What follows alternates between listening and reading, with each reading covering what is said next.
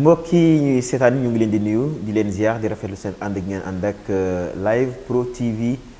tey jii nag mbokk yi ñu am mbégte bu yaatu di dalal Pape Diop Pape Diop nag moom moo nekk directeur Aquatech bu région bu Thiès ak Diourbel tey jii nag moom la ñu fas yéene dalal ñu fas yéene seq waxtaan ci lu yaatu ñeel wàllum ndox wàllum forage monsieur Diop maa ngi lay nuyu di la ziar. merci ci dalal bi ñu dalal. waaw c'est normal parce que xam nga liggéeyu ndox rek dafa di loo xam ne dafa sensible donc laaj na loo si mën a def tamit loo si liggéey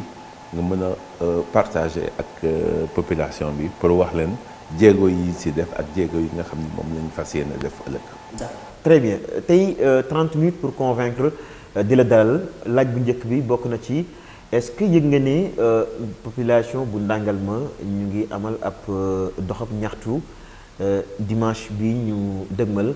et li ko waral lépp bokk na si ñoom nee nañ jafe-jafe yu ñuy dund ci wàllum ndox tey est-ce que mën nga ci ñëwaat. waaw mën naa si ñëwaat yëg naa ko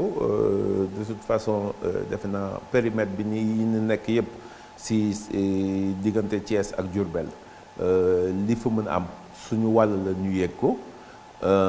Mais en même temps moo tax émission bi am solo sax baax na ñu indi ci ay leeral parce que ñaxtu dafa di benn droit constitutionnel boo xam ni nit ñi fii Sénégal am nañ ko te muy lu baax mais souvent tamit dafa am luy tubaab bi di wax amalgame mooy maanaam jaxase parce que leeral li xëy na ñoo doyul walla ñoo matul donc laaj na toujours ñu expliquer. Ndangalma dafa di benn zone boo xam ni mi ngi suñu périmètre Diourbel comme ni may faral di wax ñu ngi tàmbalee ci délégation de service bi depuis 1 an ci loo xam ni existé na depuis plus de 40-50 ans donc ñun maanaam benn at rek la ñuy amagum dañuy ñëw fekk benn système boo xam ni état bi moo ko mettre en place état bi moo décidé changer système bi. pour indi li ñuy wax réforme de l'hydraulique te après réforme bi dina amaat yeneen réforme dina amaat yeneen réforme parce que nguur noonu lay doxee avant Régéfor amoon na benn système amoon na ensuite Régéfor après Asufor tey di DSP suba dina amaat leneen mais yëpp mi ngi jëm ci wàllu yokkute wàllu amélioration ba ñu tàmbalee nag ak léegi am na ay jafe-jafe yoo xam ni am na kooku ku xam dëgg xam ndox mënul wax ni di nga liggéey ci ndox te jafe-jafe lu am puisque am na ay matuwaay yoo xam ni des na te du léegi lay pare mais ñi ngi jëm kanam donc ci li ma dégg ci problème mu Ndangalma mooy problème mu facturation ci problème yu jëkk yi.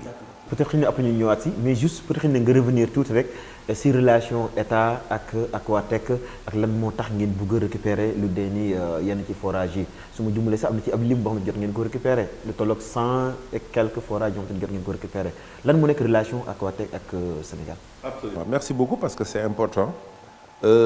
délégation de service public mooy maanaam état bi moom nguur bi moom forage yi en fait moom mooy gérer forage bi mais gestion boobu moom lay dénk ay société pour que ñu gérer ko ci place am nee nañu bu yomboon loolu du am mais affaire ndox dafa yombul donc ñun en fait bokkuñu ci système étatique benn continuation la rek ci système étatique nguur bi moom forage bi jël ko créer li nga xam ni mooy office des forages ruraux muy maanaam benn entité benn pàcc boo xam ni moom mooy saytu problème mu monde rural parce que ñaari hydraulique moo am dafa am hydraulique urbaine mooy maanaam SDE bi yore ndox bi wàllu ndox bi ci këru taax yi ak li ñuy wax monde rural mooy OFOR moo ko yore moom mooy jox délégation mooy dénk professionnels yi nga xam ñooy gérer ndox ñi ngi ci ndox bi pour que ñu gérer ko seen place mais si ay cadre te loolu dafa am importance boo xam ni nguur bi moo koy décider mooy maanaam prix bi maanaam doxalin bi ak yooyu yëpp du sociétés yi ñoo koy décider nguur bi mooy décider naka lay demee donc dafa am état am démembrement état bu tudd OFOR office des forages ruraux ba pare nag mu am li ñuy wax fermier mooy maanaam concessionnaire yi nga xam ne dañ leen di dénk pour une durée bien déterminée bu contrat bi jeexee ñu delloo état bi installation yi ni ñu ko fekk ak bi wala bu ko gën. d'accord ñoom nee nañ daanaka yéen ba ngeen di waxtaan ak ñoom pour ne da ngeen di récupérer forage yi li ngeen leen diggee woon daanaka lu ci bëri nee nañ gisuñu ko bokk na ci nee nañ qualité calcaire ndox bi dafa daal di bëri lool tey jii ndax mën nga ci ñëwaat. waaw mën naa si ñëwaat et dama si nekk à l'aise sax parce que si contrat de délégation bi dafa am loo xam ni dafa simple moom mooy si article yi jëkk yi dafa mel na yow booy dénk sa kër boo koy jox location nga jox ko locataire am na ay matuwaay yoo xam ni il faut nga jël ko balaa nga koy jox mënoo ko jox kër boo xam ni amul parentère wala kër boo xam ni amul bunt wala kër boo xam ni amul toit donc am na ay matuwaay yoo xam ne da nga koy jël ba pare soo ko jox location moom mu war ko entretenir wala sax améliorer ko pour que bu contrat am jeexee si location bi mu delloo la sa kër si ni mu ko fekk wala bu ko gën amélioration qualité ndox bi mi ngi si biir contrat bi mais laata ñuy wax qualité ndox fii ndox bi di jaar mënoo wut qualité def qualité ndox te tuyauterie bi nga xam ni wala forage bi wala colonne d'exore bi wala fi nga xam ni ndox bi foofu lay jaar amul qualité mooy maanaam rek nga jël benn panne bu salté dem ubbi benn robinet bu am ndox bu am qualité bu ndox bi duggee ci panne bi. lépp lu ciy génnee salté génnee salté donc am na ay matuwaay yoo xam ni mooy remise à niveau il faut que état bi def ko te wàllu état bi la pour que ñun ñu mën a jublu ci qualité wu ndox bi. d'accord lu may loolu tam aussi nemmeeku nañ ci ñoom seen i kàddu ñu ne daanaka da ngeen dafa am lu ñu tuddee interdiction de branchement depuis que yéen ngeen ñëw installé wu ba léegi amul benn branchement boo xamante ni nii def nañ ko. non pas du tout je suis pas d'accord mairie bi rek récemment rek def nañu branchement c'est pas une interdiction de branchement xam nga problème bi du mooy Sénégal ñii dañuy def amalgame. yenn saa yi sax amalgame mooy jaxase lu bokkul. yenn saa yi sax duñ ko tey mais bon manque d'information lay doon ñun bu ñu egsee fekk benn système boo xam ni existe na depuis 10 ans wala 20 ans am na yu si baax am na yu si bon ñu am benn nombre population boo xam ni ñoom la ñu fekk maanaam par exemple 10 000 dañu war a xool ndax forage bi est-ce que alimentation production wu ndox bi est-ce que c'est conforme aux 10 000 est-ce que mën na jox ndox pour 10 000 personnes laata ñuy def loolu il faut que ñu def benn évaluation boo amee ay nit yoo xam ne day ñëw def branchement mooy maanaam ay abonnés yu bees balaa ngay jox abonnés yu bees yi mais il faut nga assurer ñi nga xam ni ñoom ñoo jëkk abonné ñoo fi nekkoon parce que jox abonnés yu bees ñee ñàkk ndox ñi fi nekkoon da ngay indi problème ngay jëlee fii rek yóbbu ko feneen donc il faut ñu xool ko te xool capacité wu forage yi est-ce que abonné yooyu branchement yooyu mën nañ ko def sans que mu indi problème ci forage bi est-ce que capacité wu forage bi mën na joxe ndox parce que am na yenn yoo xam ni matuwaay yoo xam ni Asifor yi muy ñu ko woon ñoom dañ daan branché rek mais après dafa am kii te y a un autre problème boo xam ni très important c'est que nappe bi Sénégal bi yëpp nappe bi day wàññeeku population bi xamuñu ko mais la nappe elle diminue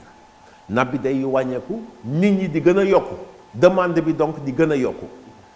mais ndox bi am na fenn fu ñu ko jëlee duñ ko inventé ci suuf lañ ko jëlee donc il faut nga rationaliser ko nga gérer ko xam ni ñi ngay jox ndox am nga ndox boo xam ni moom nga leen di jox parce que def abonnement tamit jël client bu bees te amoon ndox boo ko jox tamit santé au contraire kooku boobu moo gën a metti parce que nit ki bu amul ndox bu amul robinet këram xam nañu amul robinet kon dina dem Bonne Fontaine dina dem feneen wuti ndox mais li gën a metti mooy am robinet sa kër ba pare ndox bi du egsi saa yoo béykee am nañ ci ay solution mooy d'abord augmenter capacité wu production bi mooy maanaam augmenter débit pompe bi wala sax def beneen forage bu bees mais kooku du ñun ñoo koy def état moo koy def parce que état mën na toog xool ni forage bi mënatul satisfaire 10 000 personnes par exemple alors qu'il y a kii état bi yokk forage bi donc il y a toujours ay matuwaay mais il faut le faire de façon intelligente c'est pas que nit dafa bëgg ndox rek ñu jox ko ndox mais d'abord il faut ñu jox ko ndox il faut que branchement bi nga xam ni mooy dem ci këram mu conforme parce que branchement bi bu conforme tamit problème lay indi et il faut que nappe bi mën a supporter loolu donc loolu nag ba ñu egsee demande yi dafa bari on a presque plus de 700 demandes dañ ne nañ def nag nañu jox d'abord ñi nga xam ni ñoom ñoo war a jot ndox bi mooy ñi fi jëkk nekk avant ñuy jox ndox bi ñeneen léegi nag mu des nag benn système boo xam ni de priorité boo xam ni nguur moo ñu ko jox mais kooku sax boo xoolee mi ngi ci islam mi ngi ci logique mooy nit ñi ñoo war a jëkk naan ndox mbéy bi kii bi njuur bi topp ci mooy maanaam sàmm bétail bi waaw kii bi maraîchage bi mujjee kooku mooy ordre de priorité te boo xoolee mooy logique parce que doo dem di béy ji am ndox pour béy te amoo ndox boo naan sa kër wala sa xar wala sa kii amul ndox donc loolu mooy ordre de priorité donc loolu mooy branchement yi il faut ñu def ko ñun en société d'eau la ñu donc plus ñu am ay clients plus ñu kii donc c'est pas logique que ñu bañ ay branchement wala ñu interdire ay branchement mais il faut ñu def ko pour que mu bañ a am ay problème ëllëg si augmentation de demande bi alors que production bi mën a joxe ndox. kon mën nañu jàpp ne bon techniquement da nga jàpp ne xëy na ñi yàgg a yor forage yi peut-être xëy na jafe-jafe yëpp ci ñoom la su fekkee ne yéen da ngeen bëgg ñëw indi beneen anam bu bees maanaam beneen doxalin bu yees donte ñu bëri aussi ñu ngi wax ne ña nekk ca forage yi daanaka du xam-xam du dara moom moo la fi bàyyi mais benn bande de copains yu ni mel la da ngeen bëgg a génne loolu indi loo xamante ni mooy lu jub lu jaar yoon. ñun état bi daf ñu jox délégation bi bu ñu ñëwee il faut que ñu def analyse man mi maa dem ci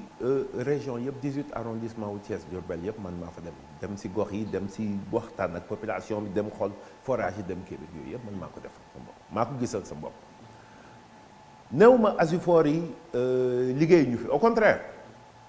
damay yenn saa yi sax dama naan mais naka lañ mënoon liggéey def liggéey boobu ci benn kii mais problème bi mooy barewul Asifor yi performant yi nga xam ñoo daan liggéey te comme nee nañu loi c'est général ñëpp lay dal du benn nit wala ñaari nit il faut ñu appliquer benn réforme Asifor yu baax yi sa nit il faut ñu jël réforme mais ñun bu ñu egsee li nga xam ni mooy loolu mooy xel Asifor yu daan nañ ko def muy baax mais dañ koy téye ba pare changer nag li nga xam ni moo baaxul donc du question bande de copains sax mais benn ay nit ñoo jëloon en otage ndox bi jël xaalis bi dugal ko seen poche il s'agit de 30 milliards environ te loolu estimation la boo xam ni 30 milliards chaque année la ñuy collecter ci ndox bi te du dellu ci ndox bi parce que dañ ne xaalis ndox dafa war a dellu ci ndox mais ñoom bu ñu collecter xaalis boobu ñu ci bare te daañ téye xaalis bi di def lu leen neex. fi ñu koy dugal tabax kër takk jabar ñi dem tukki ji ñi immigré ji ñu jël xaalis bi. dara mun leen ci fekk. Logiquement yoon dafa war a dal seen kaw parce que déjà Asifor association à but non lucratif la mooy maanaam loo liggéey waroo am payoor puisque dañ ne xaalis ndox dafa war a dellu ci ndox bi donc loolu xaalis boobu dañ ko war a utiliser pour justement def ay branchement yu bees def ay extension de réseau def ay adduction d'eau maanaam jël xaalisu ndox bi delloo ko ci ndox bi mais du am parce que ñi nga xam ni dañuy nekk ci télé yeeg yooyu di bàkku naan ñun suñu kees am na 40 millions wala am na 100. comme le cas de Bambey Séeréer bu nekk yow yaa ko tudd mais c'est un peu le cas c'est exactement le cas de Bambey Séeréer Refane mais pendant que yaa ngi wax ni da nga am 100 millions sa kees am na ay quartiers yoo xam ni gox boobu nga nekk amuñu ndox 100 millions yooyu nga yore sa kees mais utiliser ko pour nga jox leen ndox mais loolu da nga koy bàkkoo te yàlla xam na ni bis bu ñu demoon def vérification 100 millions yooyu bu ñu xoolee ci kees bi duñ ko fekk ci kees bi. d'accord su fekkee ne ñëw nañ ci loolu ñu des ci rek xam naa duñ ci yàgg mais état moo ànd ak yéen mais li ci xaw a jaaxal ñu bari mooy que ne état aussi dafa am ay démembrements yoo xamante ni da leen teg ci gox-goxaat yi maanaam tudd leen ay sous-préfet ay préfet yu noonu mais autorités yooyu noonu lan moo ci nekk seen rôle parce que bras de fer bi aussi yàgg na aussi ay la yoon. autorités yi ñooy état. En fait du état moo ànd ak ñun ñoo ànd ak état parce que état moo yore système am booleen ñu ci biir mais daf ñu ne am na ay nit justement comme ni nga wax ñoo xam ni ñoo moom fa nekkal ci gox yi mooy maanaam sous-préfet ci arrondissement yi préfet yi ci département ak gouverneur ci région yi ñooy ànd ak yéen ñoo leen di accompagner ñoo fa nekk pour décider li nga xam ni état moo ko war a kii mais ñoom tamit effectivement ñoom ñoo gën a sonn parce que bu amee problème mu ndox si ñoom la ñuy dem mais y a une chose qui est claire am na loo xam ni leer na c'est que accompagnement bi souvent day des parce que dañuy nekk ñoom tamit entre le marteau et dafa mel na maire yi rek xam nga ndox bi c'est pas une compétence transférée mais ku am problème ndox si maire bi nga jëm donc yenn saa yi nag bon ñoom dañuy nekk diggante entre le marteau et l'enclume xamu ñu ngi koy waxee si wolof mais pour seen position day délicate mais toujours est-il que ñun li ñu tax a jóg moo tax a jóg sous-préfet yi moo tax a jóg gouverneur moo tax a jóg préfet mooy que nit ñi askan bi am ndox. d'accord li ñu tuddee nag directeur cherté ak cumul de facture yi nag. alors loolu li ñu tuddee mooy ñaari affaires yoo xam ne bokkul parce que cherté mooy jafe mooy lu cher si ndox bi ak cumul de facture cherté mooy loo xam ne c'est vite dañ koy régler rapidement du ñu ñooy fixer prix bi malgré lii nit ñi di wax si réseaux sociaux yeeg si marché yeeg yenn saa yi ma gis télé Aquatech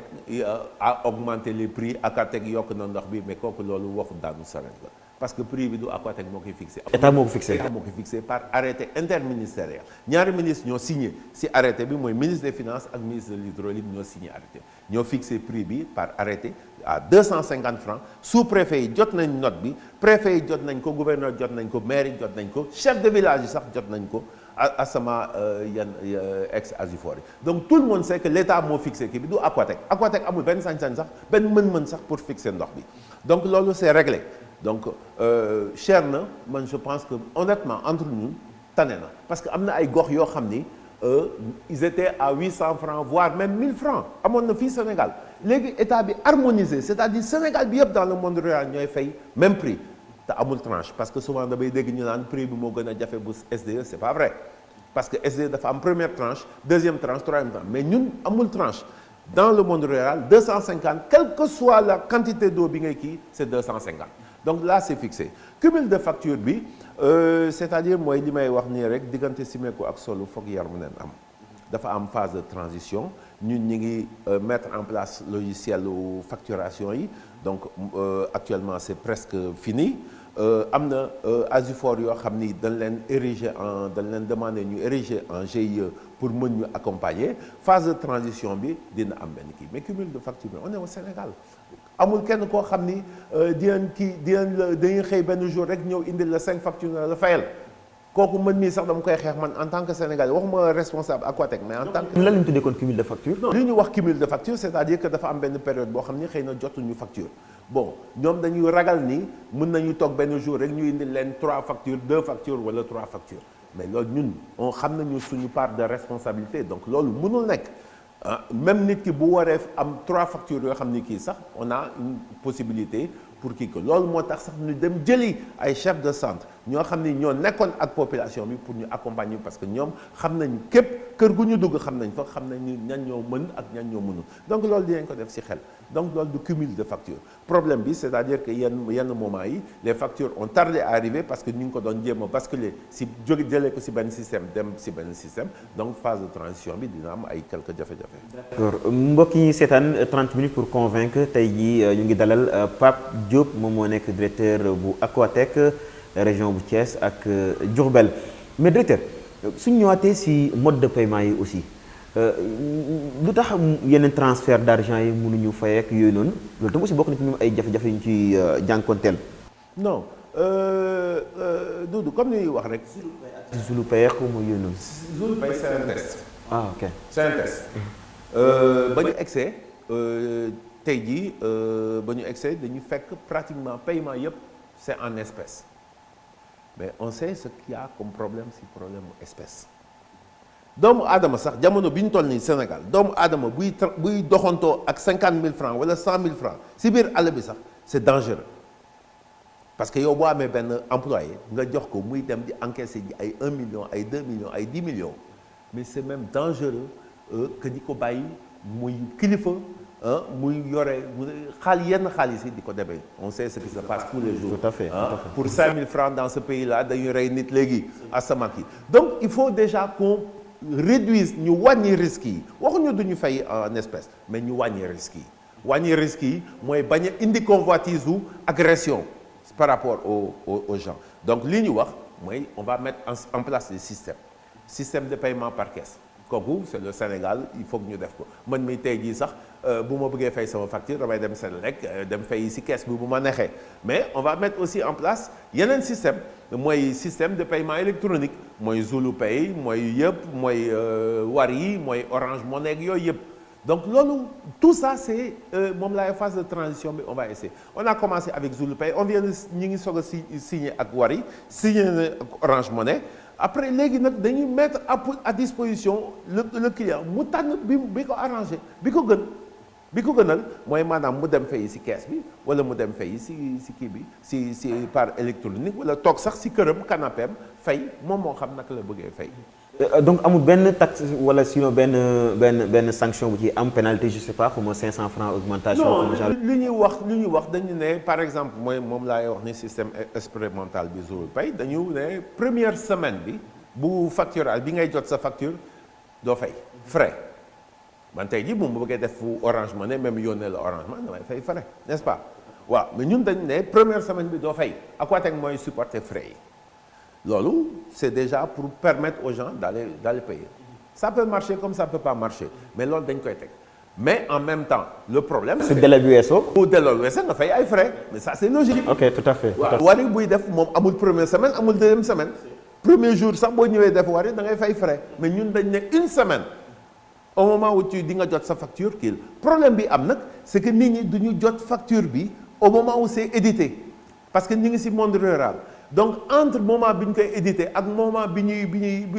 client bi di jot facture bi xëy na mën na am une semaine bi jàll donc yooyu yëpp on est en train de voir pour réduire les problèmes avec pour les populations mais après nag il y a ce qu'on appelle ça c'est partout pareil mi ngi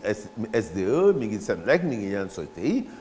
boo des impayés boo fayul da ngay fay sa facture plus les frais. ku mu mel ni ndàngal ma nga xam te ne ñoom ñooy su ma jumlee ñoo war a def seen marché bi est-ce que am na caisse bu fa nekk ba mu te ni ku bëgg a fay di nga ko fay. une caisse démb rek recouvrer nañu 2 millions et quelques ci caisse bi donc je comprends pas il y a une caisse ah oui à Nangalma au même endroit que fi ñu daan fayee démb fi ñu daan fayee c'est-à-dire que indiwuñu sax beneen caisse bu bees mais moom fi ñu daan fayee foofu la ñuy fayee ba léegi. Hier, on a fait des recouvrements. Avant-hier, on a fait des recouvrements. Il y a une caisse.